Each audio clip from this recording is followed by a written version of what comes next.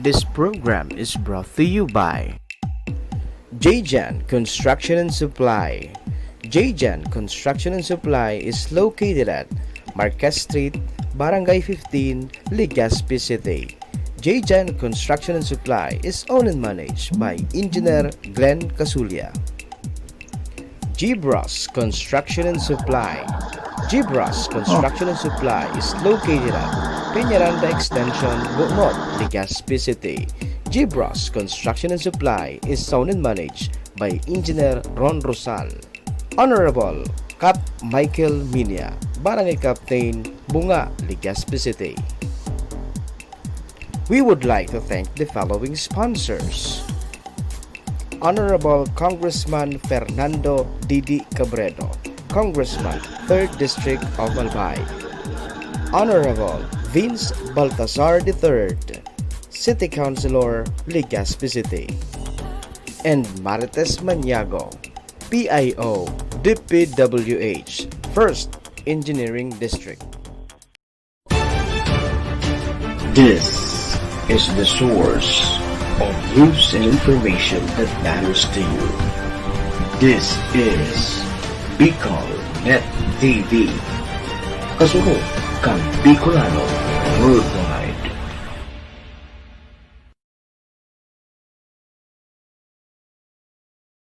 Now, mainformar kan mga napapanahong isyu, mabareta on the spot, programang mabatikos kan may mga gibong kabalbalan, alagad, matao, yung pagsaludo sa may tultul na gibo, on the spot, pagiripa ang lalaking mahilig sa K. Tony K. Tony Kiliste sa On the Spot. Digdisa na sa Bicol Net TV, serving the Bicolanos worldwide. Tony Kiliste sa On the Spot.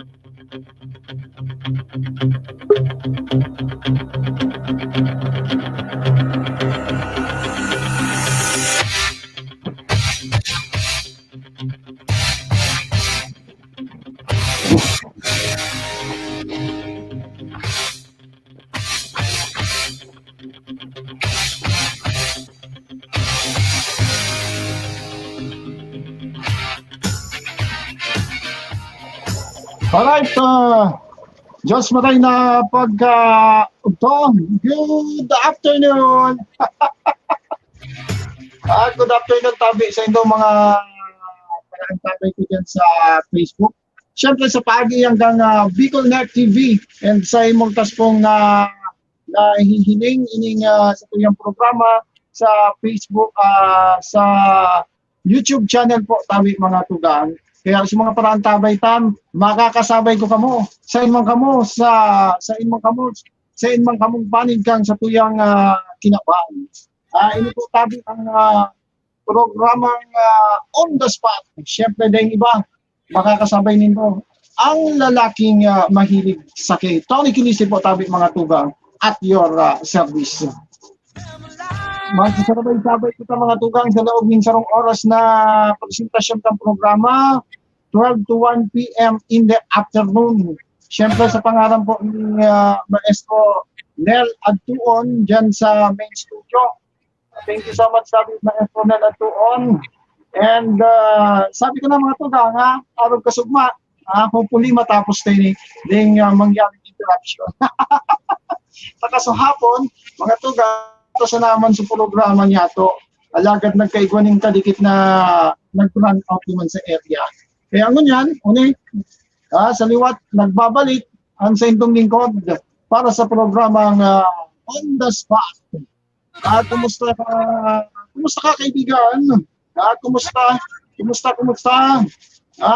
Kumusta? Ako'y nagagalak at tayo'y muling nagkasama-sama dito sa programa. Medyo napapatagalog tayo, Maestro Nen.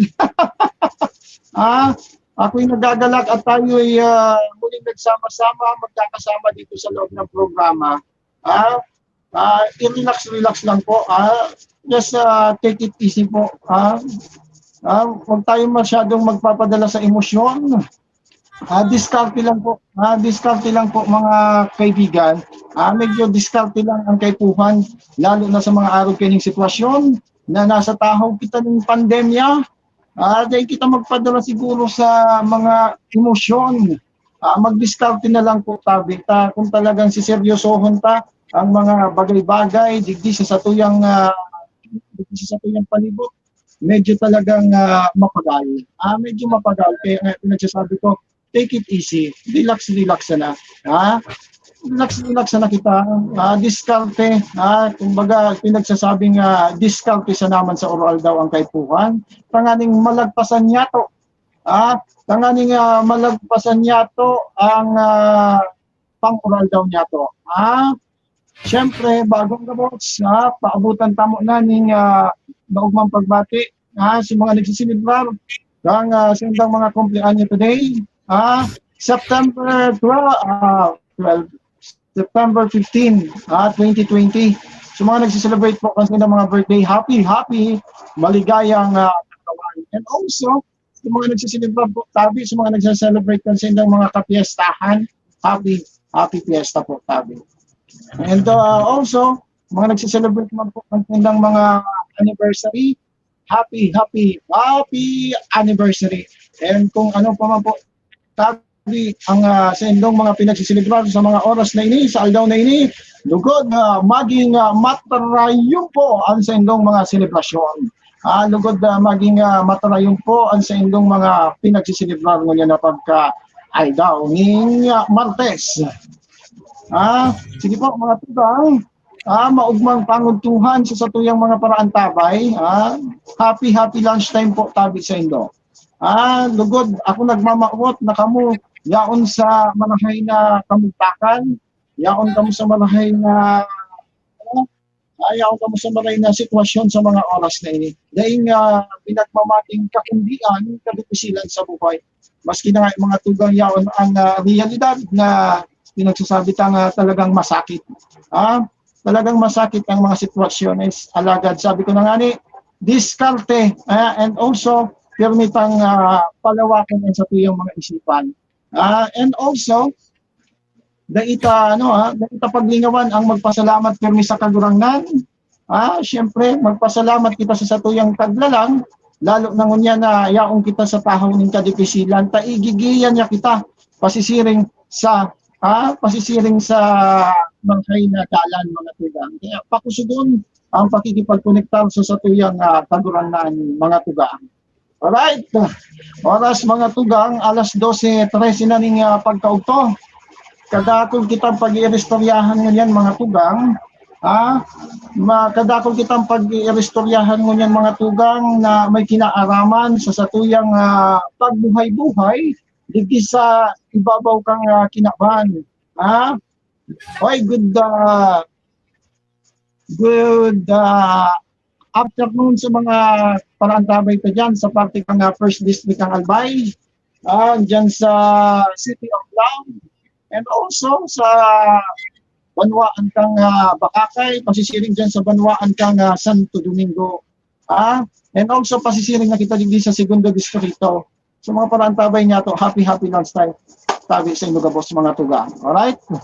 Speaking kang First District ng Albay mga tugang, maugmang pinag-anunsyan mga tugang ni Alcalde Jun Aguas, maugmang pinag-anunsyan ni Alcalde Jun Aguas na mga pinagsususpetsaran mga tugang duman sa iyang banwaan na nasasakupan, nagnegatibo mga tugang sa pinagsagibong swab test, nagpositibo mga tugang, so nagkapito mga tugang, kundi kita nasasala, nagkapito ito mga tugang na pinagsusutsaran mga tugang na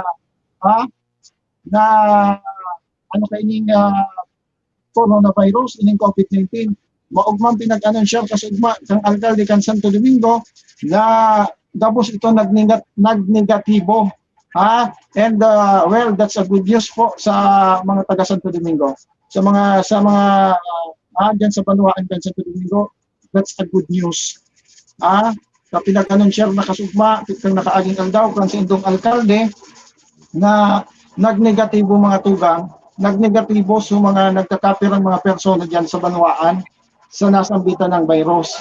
Well, Sabi ko na nga ni, magayon iyan, magayon iyan na senyales, mga tugang, kung mga nakaaging aldaw, nagkaigwabaga dyan mga tugang ni nagpositibo man dyan sa Banwang Santo Domingo. And kasugma, pinag-anunsyal ang alcalde na talagang negatibo man, so nagkapirang persona. But the question is, your tabi, hindi kahaputan lang kang mga nagkakapira niya itong mga kababayan na naghahapot. Urog na itong mga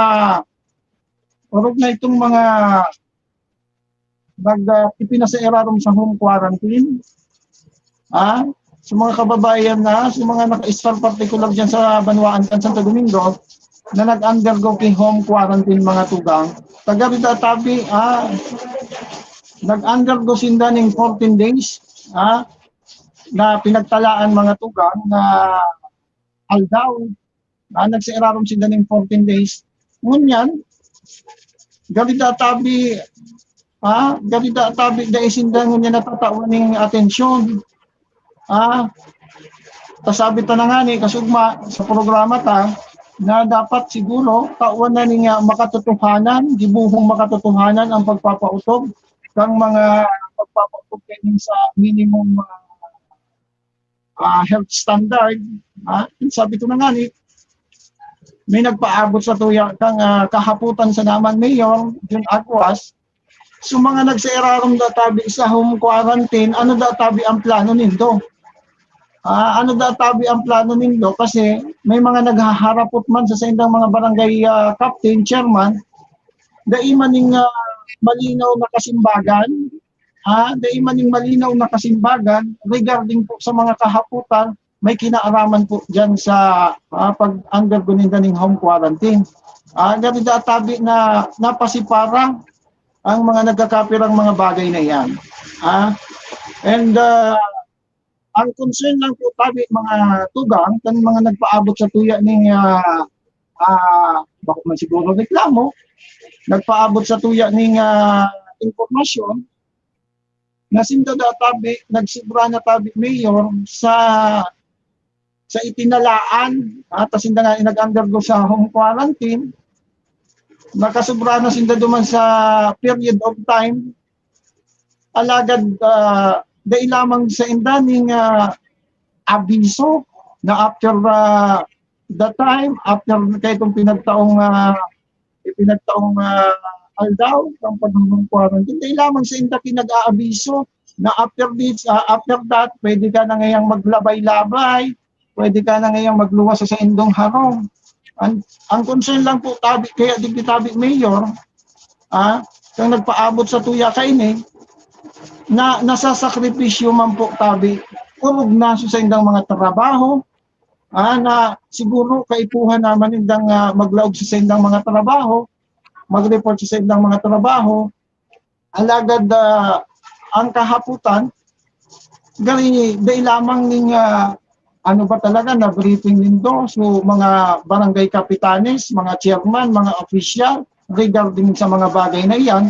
Kasi one time naghapot sinda duman sa indang barangay captain, ang kasimbagan alat mo na ngaya aapudan ta ngaya mahapot kita kay Mayor. But until now, gariwara ning malinaw na kasimbagan kung ano ang gigibuhon kay itong mga nag-undergo ng home quarantine. Kasi sabi na nga mga personang ini, willing man sindang magsunod kung ano ang ipapautob na protocol, ang ikinamumundo lang ninda na gari napabaiyan sinda. Since day one, na sinda nag-undergo ng home quarantine, wala lamang ning maski pagmomonitor na pinagsagibo sa inda. Hanggang puro gari nangyari, puro papel sa naman. Puro lista-lista man sa nangyari. Kaya nga ang sabi ta kahapon, siguro dapat kaarog kayo ng sitwasyon, kadakol ng nasakripisyo, trabaho, ano pa, pangkabuhayan. Kaya dapat siguro gawing makatotohanan ng mga nagkakapira ang pagpapautog kay ni kumbaga igwasin daning konkretong magkaigwasin daning konkretong programa na after mo mag-undergo ng home quarantine ini ang permero mong yang gigibuhon magduman ka ngaya sa RHU or kung saan pa man ahensya para matawan ka ng certificate or pinag-aabot na clearance or whatsoever. Kaso, ang kinamumundo kayo ng mga nagkakapira niya itong mga kababayan, mga katugangan, na ganito lamang ngayong suporta. Ganito lamang ngayong suporta. And bako na sa suporta, ang pinaghahagad ninda, so konkretong programa nga ni. Tapos hindi ngayon nagsunod, hindi sa home quarantine na pinag-aapod, dahil naman nga hindi nag-intindi kang ayudang ito. Kasi ang pinag-iisip nila na talagang masunod sila duman sa protocol na pinagpapasunod, and they hoping na after kaytong pagtubod nila, after kaytong pagsunod nila sa pinagsasabing pag-home quarantine, ikaw na lamang ng masarig na kung tunay ito ngayang kumbaga nakaabang man sa indang mga barangay official na ika ngaya halimbawa ngaya ika ngaya Tonyo tapos na sa imong tapos na ngaya sa peryodo kan sa imong pag-home quarantine mas na ngaya na ibahanta ka duman sa RHO o kung sa impaman panganin niyang matawan ang kaning clearance and matawan ang kanayning papel na nagpapatutuo na ika ngaya negatibo. And at the same time, pwede ka na ngayang mag-report sa imong trabaho, sa imong hanap buhay. Pero ang nangyari mga tugang, wala. Wala ning siring ka na pangyayari. Kaya ang kahaputan mo niyan, saan ka madulok? Saan ka ngayon marani? Saan ka ngayon madulok? Siyempre, bilang nag-undergo ka man sa home quarantine, nag-iisip ka man na pagluwas ko na digdi, baad lamang ngaya, asikasuhon kami kang mga in charge. Kasi na, siyempre, kinakaipuhan, nag-undergo ka ng home quarantine, after kaya, may mga magkakaligong mga clearance, clearance na itatao sa imo, tanganing ika, makapagbalik na sa imong trabaho. Pero sa ngunyan, ang kurahaw kang mga nagkakapira niya itong mga katugangan, galing ngayon na pa ba yan? Lalo na dyan sa Banwaan kan Santo Domingo, Mayor Jun Aguas, baka lamang tabi matawan ng pansin, baka lamang pwede ninyong matawan ng pansin ang nasabi ng bagay. Takahirap man kayo ng mga nag-undergo kayo ng home quarantine na naghahanap kang abiso kang barangay alagad daimaning konkretong kaaraman programa dahil nila aram kung ano nga isasabi nila duman sa indang mga residentes na nag-undergo kang home quarantine na yan. Kaya medyo mapagal, nasasakitan mga tugang itong mga nagkakapira dyan sa Banwaan kan Santo Domingo. Kaya sabi na nga ni, baad lamang ngaya pinagrani siya sa kuya, baad lamang ngaya tuloy your program, makaabot ngayon ini sa kaaraman ni Mayor Jun Aguas, na siyempre, nagtutubod pansin na ng alkalde, busy, dakong na pinag-aasikaso, pero dakong nga pinag-aasikaso ang alkalde kan Santo Domingo.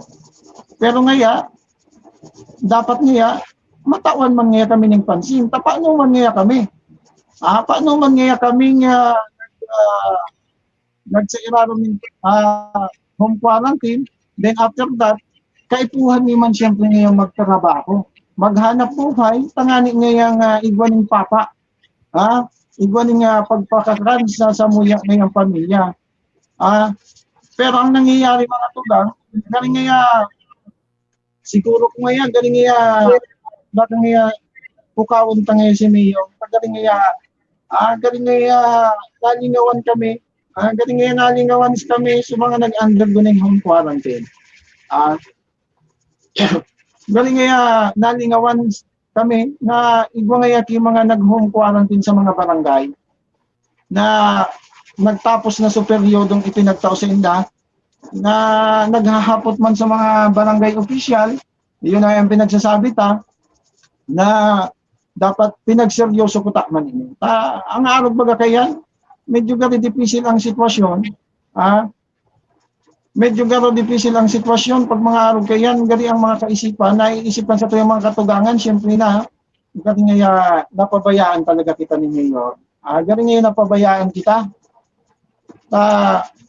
Arog nga kayo dahil nga yan yung magkakanin yung record. Is kung nga kang pagpuntang sa tuyang home quarantine, galing nga dahil man kita pinag-monitor, galing nga sinabi sa naman nga kamo, uni nga kamo nga mga persona na posible nga yung igwaning exposure duman nga sa mga nagpositibo sa virus, kamo nga mag-undergo ng mag-undergo ngayon ng home quarantine. Pero ang sabi nga ni Linda, dahil man Linda pinaghahagad sa ayuda, sabot na Linda yan. Kung nga pinagsasabi, sabotage. Pinagsasabi, sabot na ngayon yan na dahil ayuda. Pero they are hoping na after that period of home quarantine na ito, dapat asikasuho naman sila. Tanganing makabalik sila sa sendang mga trabaho, makabalik sila sa sendang mga normal na buhay, kasi napatunayan man na bako man sila carrier ng virus. Kaya yan man lang ang pinapangapudan, nila na lalong-lalo na sa opisina ni Mayor Jun Aguas, na siguro riparuhon man sila, and also duman sa pinagsasabi pa na nga na talagang ganito yung nangyari. Pinaghihiling pa ganito yung nangyaring briefing and orientation duman sa mga barangay official. At kasi dainin daarang kung ano ang gigibuhon, ang masunod na lockdown, kan sa tuyang mga kababayan, kang mga sendang mga nasasakupan na nag-undergo sa home quarantine. Then, kung sa tuyang sumahon, susamadahon, ganito talaga walang nangyari na briefing. Proper briefing and orientation sa mga barangay chairman, sa mga barangay leader. Pag hinapot mo sila, alat nga yata mahapot kita kay Mayor. Paano kung busy si Mayor? Paano kung busy si Mr. Edgar Balidoy, kang MDRRMC Santo Domingo? Ininduang dapat sinda ang nagpapaluwas ko na kang mga dapat dibuhon guidelines after that home quarantine period. Dapat sinda ang nagsagibon ng mga lockdown guidelines para aram kang mga barangay official ang ipapautong. After that, nang hindi naman nagmumukhang walang alam yung mga barangay official natin. Nang hindi naman nagmumukhang walang maisagot. Dapat pinagpaagi yan. Well, I'm not saying na talagang ganun nga yung nangyari, walang briefing na nangyari. Pero, ang nagluluwas, parang ganun na nga. Garo iyo mananggad na dahil nangyaring briefing and orientation. Well, mabalik kita mga tugang sa oras na alas 12:30 ng pagkaugto. Ma-commercial muna tabi kita mga tugang. Mabalik kita pagkatapos kang mga nagkakapirang mga hanap buhay. Mabalik kita pagkatapos kang commercial. Alright, tabi maestro, ika na muna. This program is brought to you by J-Jan Construction and Supply. J-Jan Construction and Supply is located at Marquez Street, Barangay 15, Legazpi City. J-Jan Construction and Supply is owned and managed by Engineer Glenn Casulia. G-Bros Construction and Supply. G-Bros Construction and Supply is located at Peñaranda Extension, Bonot, Legazpi City. Gibras Construction and Supply is owned and managed by Engineer Ron Rosal. Honorable Cap Michael Minya, Barangay Captain, Bunga, Legazpi City. We would like to thank the following sponsors: Honorable Congressman Fernando Didi Cabredo, Congressman, 3rd District of Albay. Honorable Vince Baltazar III, City Councilor, Legazpi City.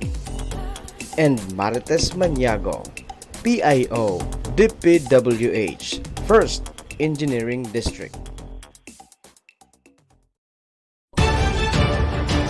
This is the source of news and information that matters to you. This is Bicol Net TV.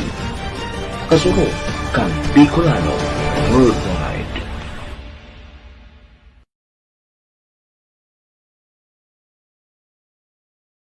Uyo na ang programang Alright, mga tugang, Philippine Standard Time is now 12:31 in the afternoon. Kumusta? Welcome back. Welcome back tabi mga tugang. Diyos maray na pagka ito. Diyos maray na pagka ugtong ginari tabi sa indo. Mga tugang, oy.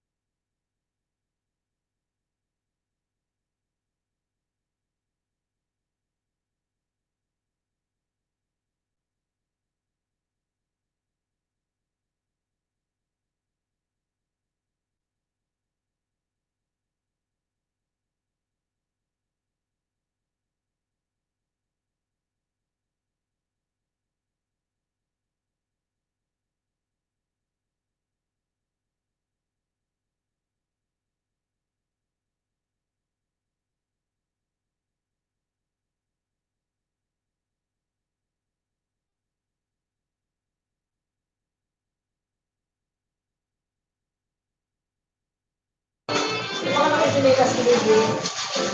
Siguro ko din. Pagpalitan ko. Ay, magkasing-size. Oo, magkasing-size na ito. Diba pag namin ko?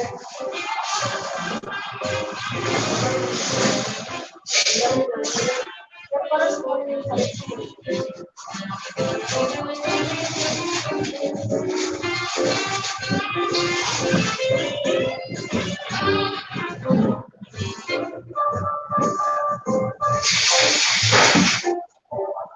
Baka na kung size na chunk siya.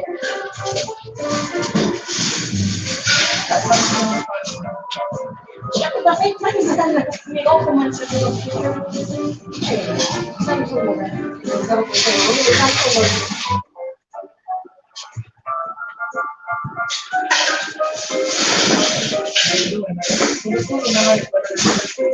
Yaman. Ang low ini talaga dati.